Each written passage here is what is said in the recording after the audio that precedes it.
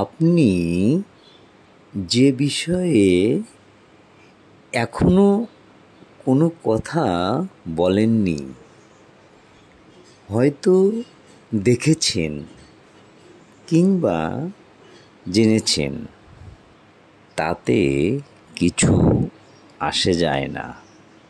সবচেয়ে গুরুত্বপূর্ণ হলো কথা বলার আগে আপনাকে যা ভাবতে হবে, আপনার কথাটা প্রভাবিত করবে এক, বিষয়ের ঘটনাটাকে, দুই, ঘটনার সাথে সংশ্লিষ্ট সকলকে, তিন, আপনাকে।